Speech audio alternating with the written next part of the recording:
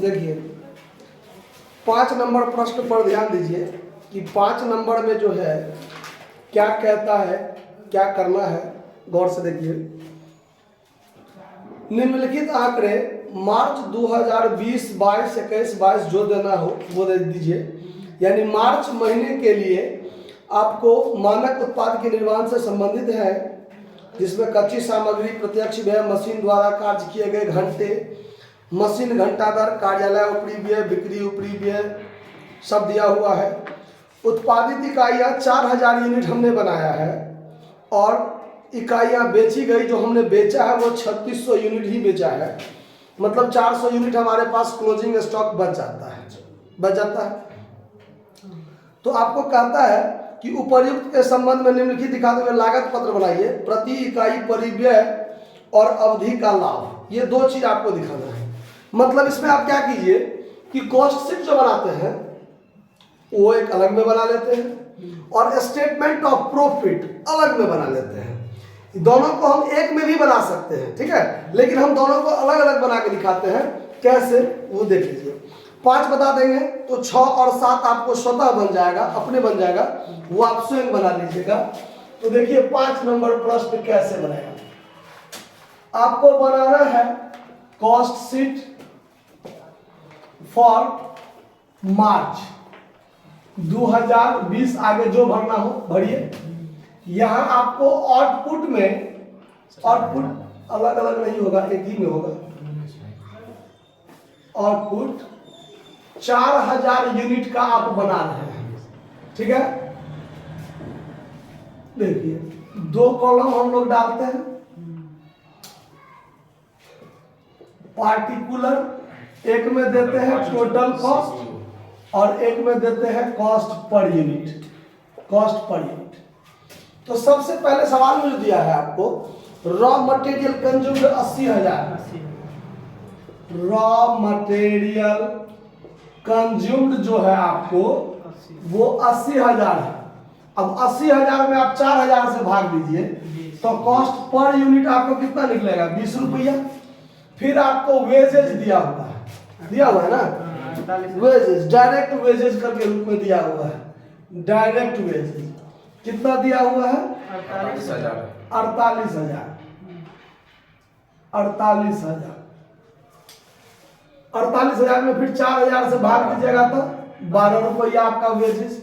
इन दो को चीज दिया हुआ है। डायरेक्ट एक्सपेंस के बारे में सवाल में जिक्र नहीं है, छोड़ देंगे। ये दोनों को जब आप जोड़िएगा तो आपका प्राइम कॉस्ट निकल जाएगा 1,28,000, क्लियर। और दोनों को जोड़िएगा तो 32 रुपया। अब इसमें आपको जोड़ना है फैक्ट्री ओवरहेड, फैक्ट्री ओवरहेड जिसके बारे में कहता है कि 8000 आवर्स घंटे लगे हैं और at the rate of RS 4 रुपया पर आवर लगा है ना। तो इस हिसाब से दोनों को गुना कर दीजिए तो 32,000 लग गए। 32,000 में आप 4000 से भाग दीजिए तो आपको कितना हो जाएगा, 8 रुपया। दोनों को जोड़ दीजिए 1,60,000। ये निकल गया आपका वर्क कॉस्ट। क्या निकल गया, वर्क कॉस्ट। दोनों को जोड़ दीजिए 40। अब इसमें आपको ऐड करना है ऑफिस ओवरहेड, ऑफिस ओवरहेड जिसके बारे में कहता है 10% ऑफ वर्क कॉस्ट। ये जो आपका वर्क कॉस्ट है 1,60,000, उसका 10% तो 16,000। फिर 16,000 को 4000 से भाग दीजिए तो 4 पर यूनिट 44 और टोटल जोड़ के 1,76,000। ये निकल गया cost of production, cost of production जो सवाल में प्रति इकाई परिव्यय, ये अभी तक यही हुआ, ठीक है। 44 रुपया उत्पादन में लगा और यहाँ पर 1,76,000 जो है वो 4000 यूनिट का टोटल कॉस्ट ऑफ प्रोडक्शन हो गया।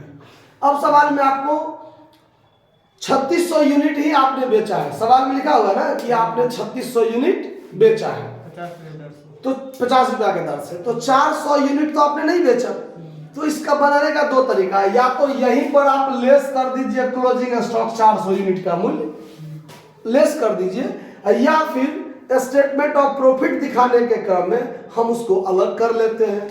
तो देखिए अब यहाँ पर हम इसको छोड़ दिए, अब हम अलग से बनाएंगे statement of profit. Statement of profit, जो कितना के लिए 3600 यूनिट के लिए।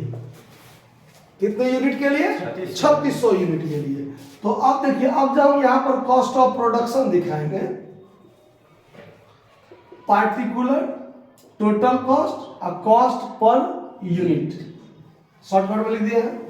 यहाँ पर लिखेंगे cost of production. Cost of production, एक यूनिट का दाम 44 रुपया है, तो 3600 यूनिट का दाम कितना? क्लियर है? एक यूनिट का 44 रुपया दाम है, तो अब तो हम 3600 यूनिट बेचेंगे, तो 3600 यूनिट का दाम कितना? तो 3600 गुने कर दीजिए 44, 1,58,400, 1,58,400। और कॉस्ट पर यूनिट कितना हो जाएगा? 44 रुपया, जो कि हमको पहले से पता है। अगर हम 1,76,700 में से 400 यूनिट मेरा बच गया ना, अगर हम यहीं पर लेस कर देते closing stock of finished goods, तो 17,600 दाम निकलता। 4,000 का दाम 1,76,000, तो 400 का दाम कितना? 17,600। ये घटा देते तो फिर इतना ही बचता, 1,58,400 बचता। तो अगर हम एक एक फॉर्मेट में बनाते तो भी बना सकते थे, और हमने अलग अलग कर दिया, ये भी चलेगा। ठीक है, अब हमको जोड़ना है क्या? Selling overhead. क्या जोड़ना है? सेलिंग ओवरहेड, जिसके बारे में कहता है 1.50 रुपया पर यूनिट, कहता है ना। अब 3600 यूनिट हम बेच रहे हैं, तो बिक्री ऊपरी व्यय जो है उतने ही वस्तु पर लगेगा जितना वस्तु हम बेच रहे हैं। अब 400 यूनिट हम बेचवे नहीं किए, तो उस पर क्या लगेगा? नहीं लगेगा। 3600 बेचे है तो 3600 में लगेगा। तो 3600 गुने 1.5 कर दीजिएगा, तो 5400 हो जाएगा। अब इसमें भाग दीजिएगा तो 1.5 रुपया का निकलेगा। 5400 में 3600 भाग दीजिएगा तब। अब इसको जोड़ दीजिए, 1,63,800। अब ये हो गया आपका टोटल कॉस्ट। ये क्या हो गया? अब आपको इसमें ऐड करना है प्रॉफिट। ठीक है, प्रॉफिट। और तब जो नीचे आएगा यहाँ पर वो आएगा सेल्स। तो सेल्स के बारे में कहा हुआ है कि 50 रुपये पर यूनिट आप बेच रहे हैं। कहा हुआ है तो 3600 यूनिट का 50 रुपया के दर से बेचिएगा तो 1,80,000 में बेचेगा ना। और यहाँ 50 रुपया दाम होगा ना कि नहीं होगा? ये दोनों को जोड़ दीजिएगा तब 45 रुपया 50 पैसा होगा। अब आपके पास टोटल कॉस्ट मिल गया और आपके पास बिक्री सवाल में दिया हुआ है ये है, तो दोनों का जो अंतर होगा वही ना लाभ होगा। क्लियर ना? तो आप इसको घटा दीजिए तो आपको निकल जाएगा 16,200। अभी 16,200 में 3600 से भाग दीजिए तो 4.5 रुपया होगा। क्यों? तो दोनों को जोड़ के तो 50 लाना है ना, तो इसमें से ये जाएगा तो 4.5 तो होगा ही। आया बात समझ में? तो ये निकल गया आपका 5 नंबर क्वेश्चन का कॉस्ट सेट। अब 6 और 7 सेम टू सेम ऐसे ही है, थोड़ा सा का भी अंतर नहीं होगा। ठीक है, दोनों का अलग अलग आप लोग खुद बना लीजिएगा, नोट कर लीजिए। धन्यवाद।